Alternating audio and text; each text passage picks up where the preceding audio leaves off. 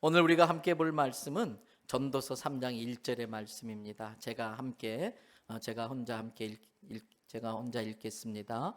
범사에 기한이 있고 천하 만사가 다 때가 있나니. 아멘. 할렐루야. 오늘 또 저와 여러분의 가정, 자녀 그리고 하는 모든 일들마다 하나님의 도우시는 손길이 함께 하시길 주님의 이름으로 축복합니다. 영국의 가장 위대한 극작가 대문호라고 표현을 하는데, 대극작가는 말할 것도 없이 셰익스피어입니다. 그런데 셰익스피어 이후로 영국의 최고의 가장 위대한 극작가라고 칭송을 듣는 사람이 여러분들이 잘 아시는 조지 버나드 쇼입니다. 이 조지 버나드 쇼는 아주 위트가 있고 유머 있는 작품을 쓰기로 유명했었습니다. 그래서 그는 자기가 죽은 다음에 자기 묘비명에도 어떤 글을 써 놓아야 될지를 자기가 다 정해놓고 죽었습니다. 이미 여러분들이 잘 아는 내용이겠습니다만 거기에 어떤 글귀가 써있는지 한번 스크린에 사진 띄워봐 주시겠어요? 영어의 정확한 번역은 아닙니다만 우리들이 더 잘 이해할 수 있도록 우리나라 말로 아주 적절하게 표현해 놓은 것 같아요. 뭐라고 쓰여 있다고 그래요? 네, 뉘앙스가 중요합니다. 우물쭈물하다가 네 그럴 줄 알았다. 네 그럴 줄 알았다. 여러분, 인생을 살면서 타이밍을 잘 알아야 돼요. 인생을 살면서 결정적인 때 그 타이밍을 잘 알고 잡을 때 잡아야 돼요.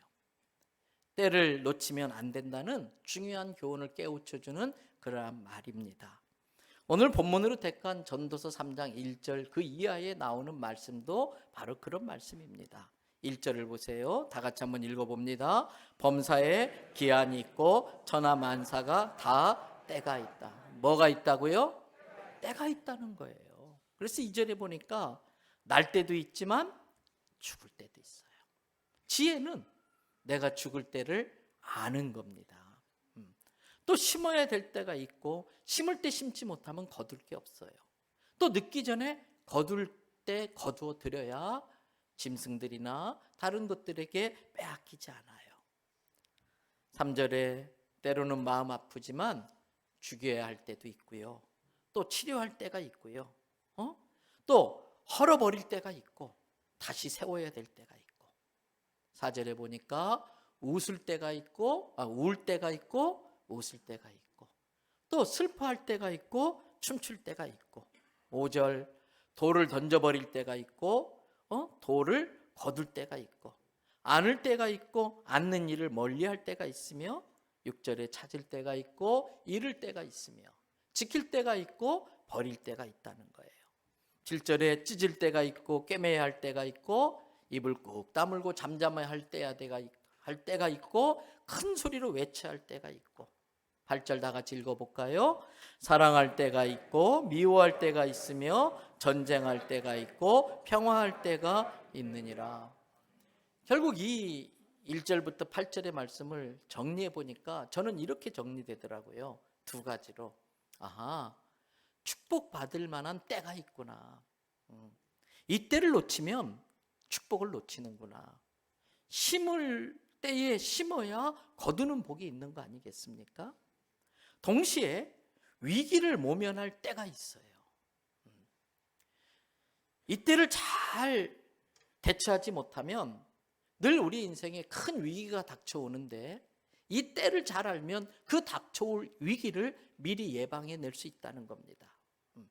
그때를 대처하지 못해서 내 인생이나 내 가정이나 자녀들이 큰 위기를 당할 수 있다는 것입니다. 지혜는 하나님이 주시는 축복의 찬스를 놓치지 않고 얼른 잡아내는 거예요.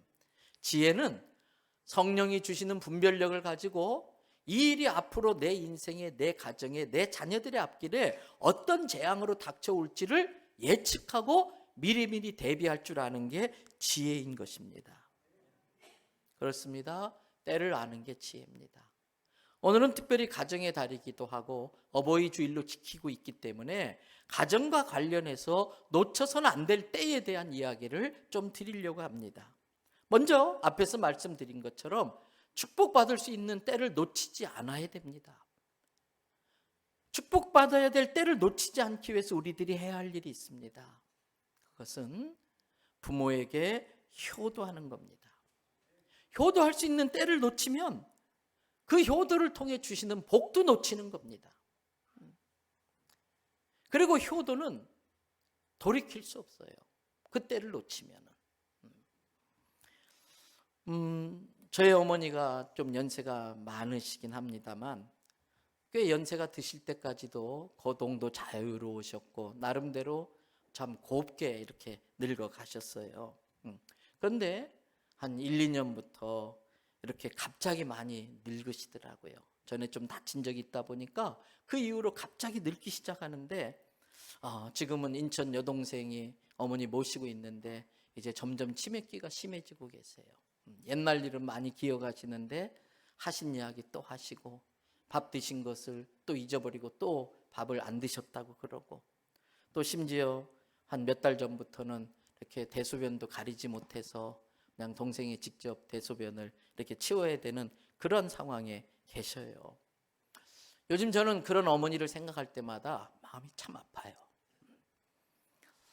제가 교회 일로 이제 일본을 몇 번 다녀올 때마다 어머니께서 종종 그러셔요. 이제 어릴 적 일제시대 때도 좀 사셨던 적이 있으니까 일본어도 조금 배우셨거든요. 그때마다 저에게 그러시더라고요. 나는 일본을 한 번도 못 가봤다. 그때는 제가 어리석어서 그 말씀이 나도 일본 한번 가보고 싶다. 그걸 깨닫질 못한 거예요. 나중에야 그 말씀이 어머니가 일본 한번 가보시고 싶으시구나. 그걸 깨닫고 이제 좀 언제 날 잡아서 한번 모시고 가야겠다. 그런 생각을 했어요. 근데 시간이 여의치 않으니까 차일피일 미루다 보니까 이제 어느새 어머니가 그렇게 장거리 여행을 할 수 있는 형편이 못 되어 계시더라고요. 지금 이렇게 거동도 못 하시고 대소변도 가리지 못하시는 상태가 되니까 그게 너무 죄송스러워요. 아마 제 마음에 평생 한이 맺힐 거예요. 여러분, 제가 때를 놓치고 만 겁니다. 그렇습니다. 효도에도 다 때가 있어요. 부모님에게 효도할 수 있는 그 기회를 놓치면 안 됩니다. 이제 와서 후회해도 소용이 없어요. 여러분, 효도할 수 있는 기회가 오면 얼른 잡아야 됩니다. 그 기회를 놓치면 그 효도를 통해서 주시는 복도 우리가 놓치고 마는 겁니다. 우리는 일부러라도 효도할 일을 만들어서 효도할 줄 알아야 되는 것입니다. 그렇다면 자식이 부모에게 효도할 수 있는 방법이 뭘까요? 제가 놓쳤던 거예요. 부모님의 말씀을 귓전으로 흘려들으면 안 돼요. 부모님의 말씀을 경히 여기면 안 돼요. 부모님의 말씀을 무겁게 들어야 됩니다. 여러분, 잠언 6장 20절에서 23절에 이런 말씀이 나옵니다. 내 아들아, 내 아비의 명령을 지키며 내 어미의 법을 떠나지 말아라. 21절에 그것을 항상 마음에 새기고 그 말씀을 내 목에 메어둔 것처럼 늘 그 말씀을 가까이 해라. 부모의 말씀을 귀찮아하지 말고 잔소리로 듣지 말고 아주 부모의 말씀을 아주 달게 가까이 모시라는 거예요.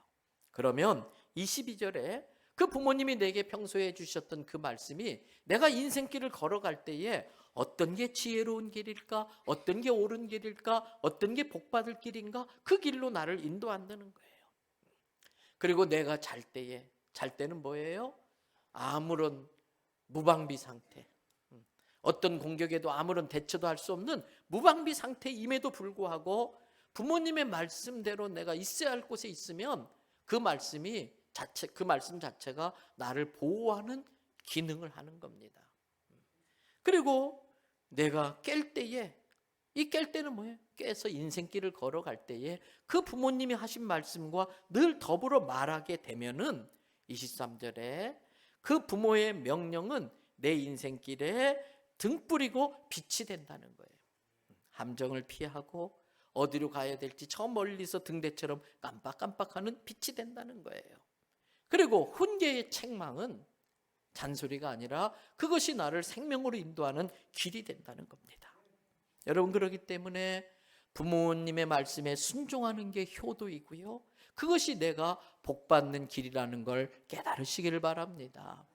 잘 아시는 에베소서 6장 1절에서 3절에도 이런 말씀이 있어요.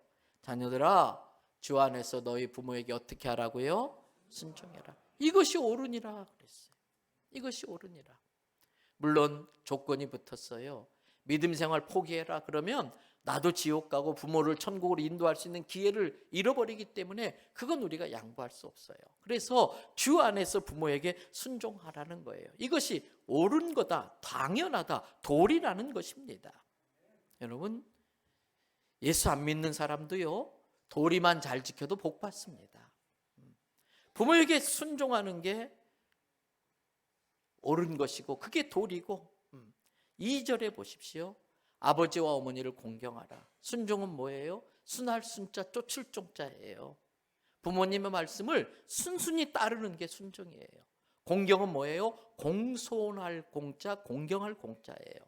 공손하게 부모님을 존중하라는 거예요. 높이라는 거예요. 아유, 어머니 알지도 못하면서 자꾸 그러세요. 이게 아니에요.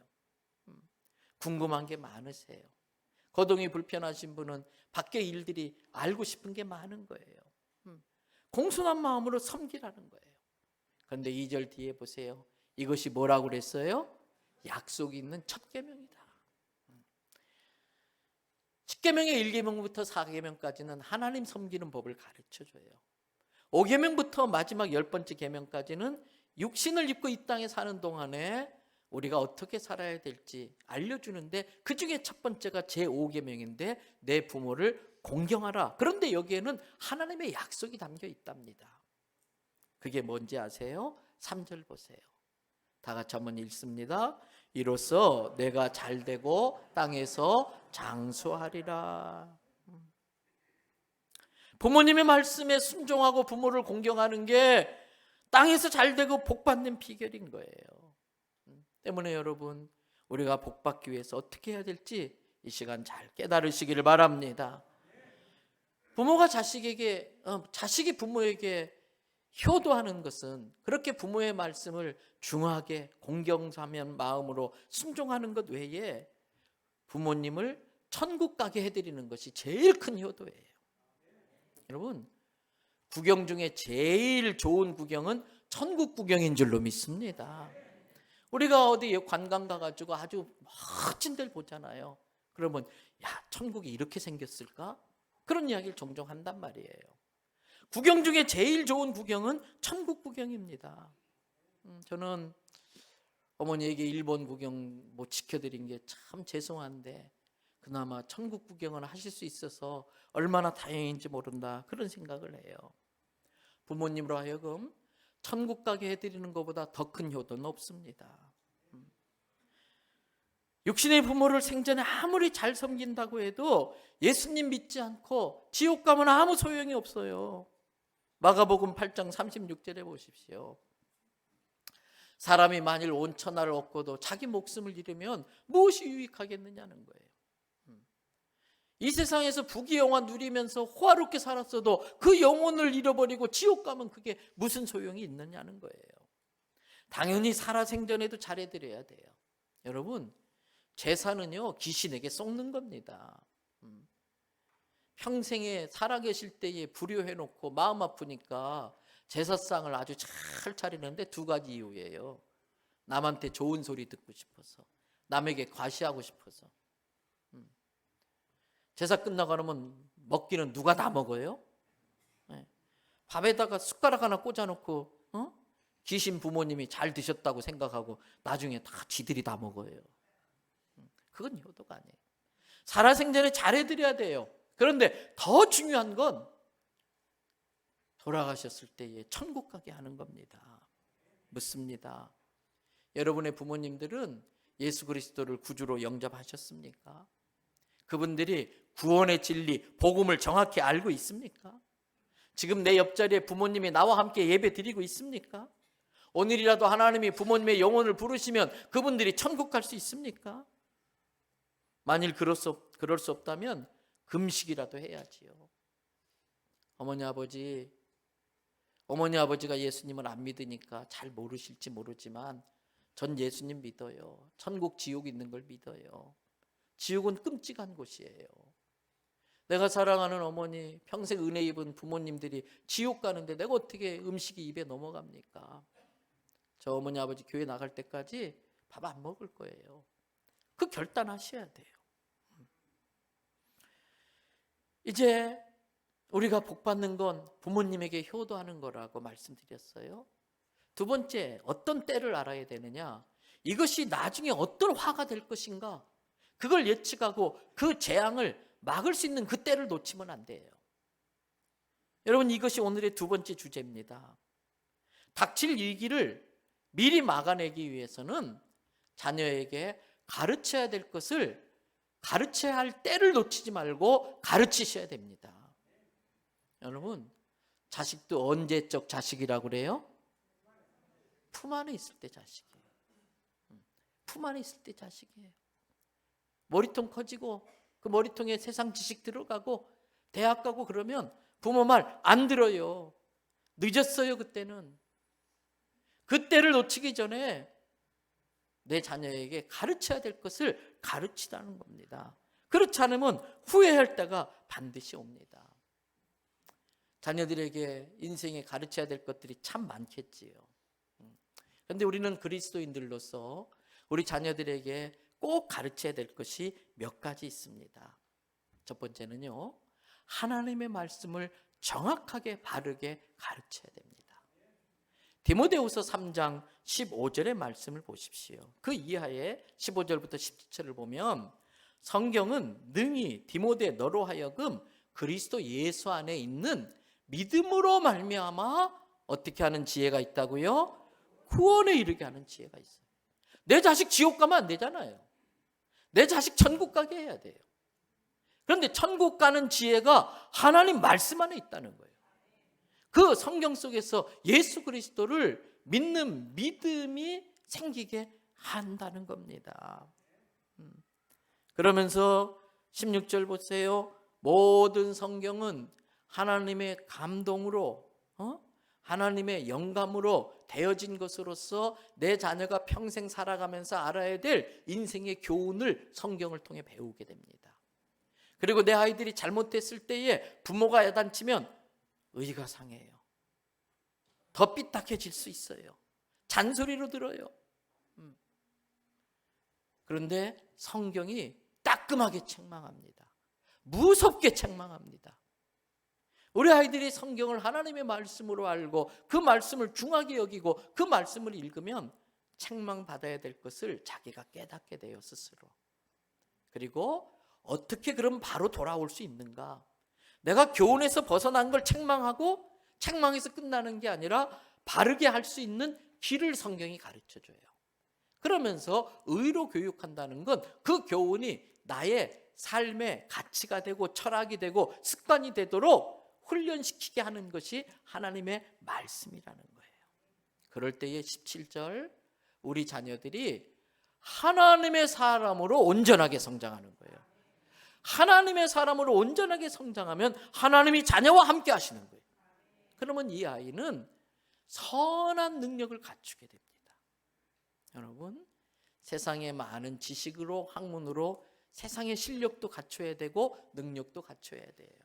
그러나 하나님의 말씀으로 교훈과 책망과 바르게 함과 의로 교육을 받지 못하면 그 세상의 실력은 죄를 짓는 데 쓰일 수 있어요. 악한 일에 쓰일 수 있어요. 그 세상에 갈고 닦은 실력을 하나님의 영광을 위해서 다른 사람을 복되게 하는 일에 쓸 수 있는 선한 능력을 갖추게 하는 게 하나님의 말씀인 겁니다. 그래서 구세군을 세운 부스라고 하는 구세군 대장이 계셔요. 그분의 부인 되시는 그 사모님은 8남매를 키웠는데 아주 훌륭하게 키워냈습니다. 그래서 어떤 분이 사모님 어떻게 8남매를 한결같이 그렇게 훌륭하게 키웠습니까? 물었습니다. 그때 사모님이 물 한 잔을 마시고 대답하셨습니다. 저는 항상 마귀보다 한 걸음 더 앞서가려고 했습니다. 사단이 우리 아이들에게 못된 것을 심어주기 전에 저는 항상 먼저 우리 아이들의 마음에 하나님의 말씀을 심어주려고 노력했습니다. 그랬더니 우리 아이들이 이렇게 잘 자라주었습니다 라고 대답하던 거예요. 어느 날 유명한 부흥사인 무디 목사님이 빈 유리컵을 들고 청중들 앞에 섰습니다. 여러분, 지금 이 공기에는, 이 유리컵에는 공기가 가득 차 있습니다. 이렇게 세워도 공기가 차 있고, 거꾸로 뒤집어도 공기가 차 있고, 옆으로 눕혀도 공기가 차 있는데, 이 유리컵의 공기를 빼려면 어떻게 해야 될까요? 물었어요. 청중들이 이렇게 하면 됩니다, 저렇게 하면 됩니다 이야기를 많이 하는데, 무디 목사님이 그럽니다. 그렇게 하면 공기는 빠지겠지요. 그런데 그러면 유리컵도 깨집니다. 그렇게 하면 안 됩니다. 그러면서 이렇게 하시면 됩니다. 그래 놓고 그 유리컵을 놓고 거기에 주전자로 물을 또르르 따랐어요. 물이 가득 차니까 공기가 다 빠졌어요. 우리는 여기서 중요한 교훈을 배워야 됩니다. 성경의 근거에서 아이들을 가르치지 않으면 아주 여리디 여린 우리 아이들의 마음이 깨지기 쉬워요. 대신 타락한 문화, 무신론 문화, 더러운 문화가 우리 아이들의 마음에 들어오기 전에 그 마음을 하나님의 말씀으로 채워놓으시면 됩니다. 그러면 그 말씀이 우리 아이들에게 갑옷이 돼요. 그 말씀이 우리 아이를 공격하는 사단을 물리치는 검이 되는 겁니다. 사랑하는 성도 여러분, 자녀들에게 하나님의 말씀을 먹여야 할 때를 놓치지 마시기를 바랍니다. 내 아이의 육신의 키가 자라지 않으면 아주 고민을 하세요.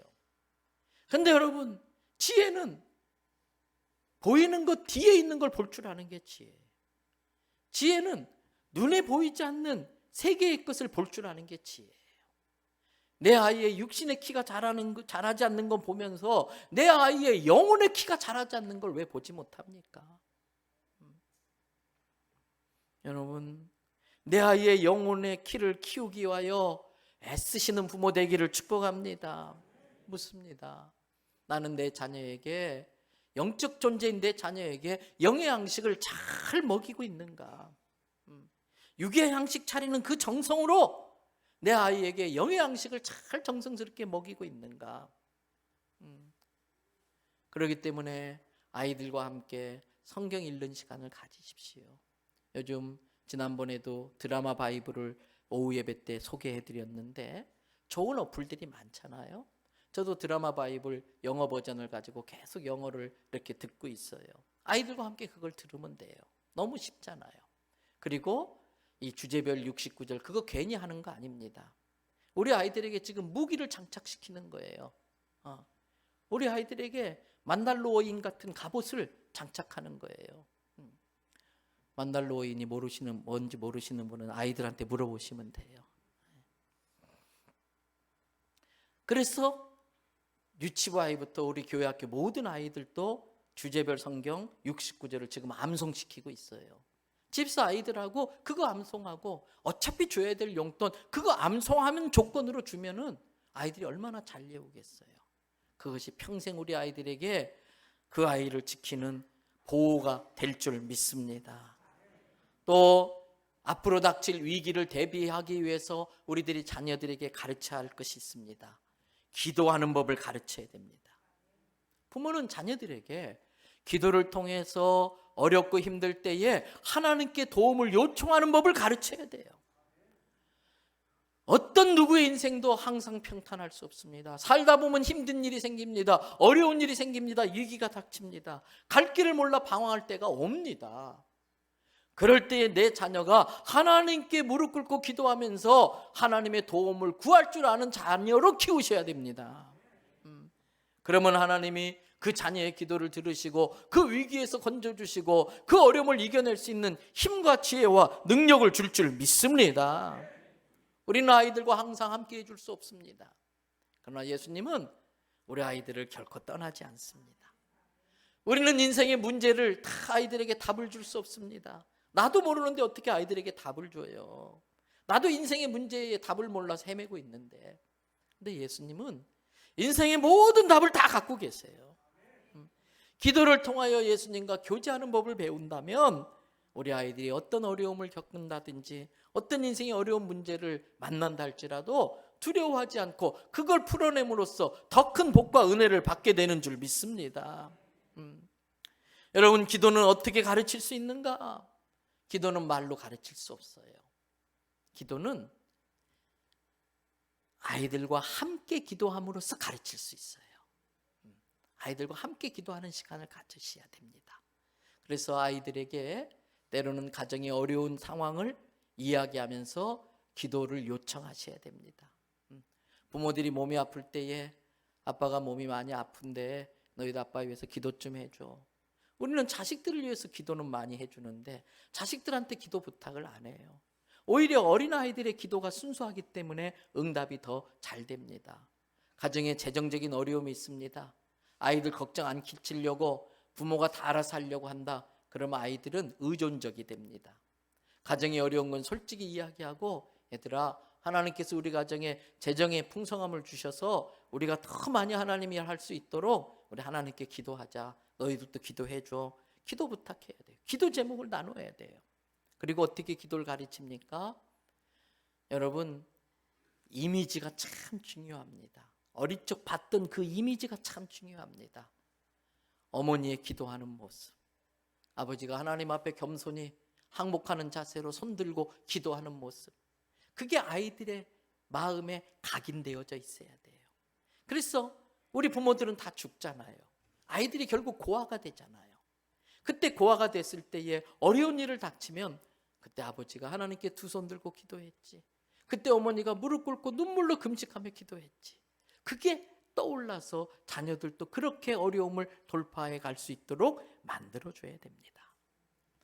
또 우리 자녀들이 인생의 위기를 당하지 않도록 하기 위해서 뭘 가르쳐야 될까? 여러분, 주일 성수를 가르치시기 바랍니다. 주일은 하나님의 날입니다. 그래서 우리는 일요일이라고 하지 않습니다. 일요일은 태양력에서 온 겁니다. 날일자는 태양을 흉내내서 만든 한자입니다. 태양신을 섬기는 사람들이 만든 게 태양력이에요. 그래서 우리는 주일을 일요일이라고 하지 않고 주일이라고 합니다. 근데 주일은 하나님께서 거룩한 날이라고 그랬어요. 근데 우리는 거룩하게 살아야 된다, 이 개념은 알고 있는데 중요한 것은 주일은 우리를 거룩하게 해주는 날이에요. 한 주 동안 세상에서 묻었던 먼지를 털어내는 시간이고요, 더러운 죄를 씻어내는 시간이고요, 오염된 우리를 깨끗하게 해주는 시간이 주일이에요. 우리 아이들이 오염됐을 때에 오염된 곳엔 곰팡이가 피는 거예요. 오염된 그 묻은 죄를 통해 사단이 들어오는 거예요. 주일을 지킴으로써 우리 아이들이 하나님의 은혜로 예수님의 보혈로 거룩해진다는 걸 깨달으시기 바랍니다. 그리고 동시에 주일은 복이 약속된 날입니다.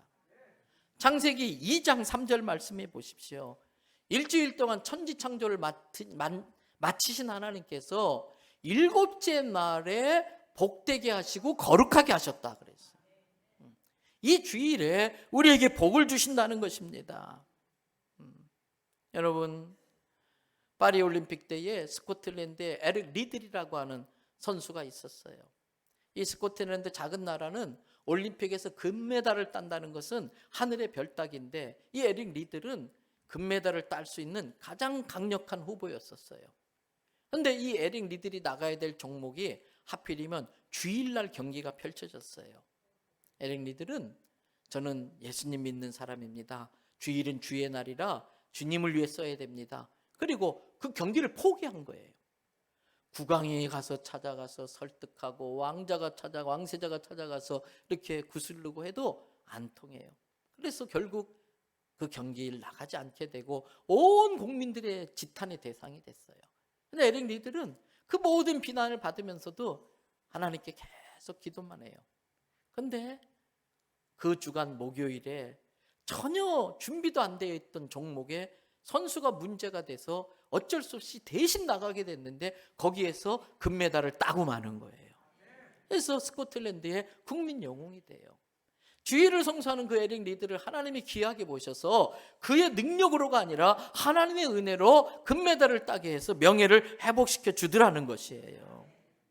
모든 것을 주관하시는 살아계신 하나님은 성경 이사야서 58장 13절에서 14절에 이렇게 분명히 말합니다.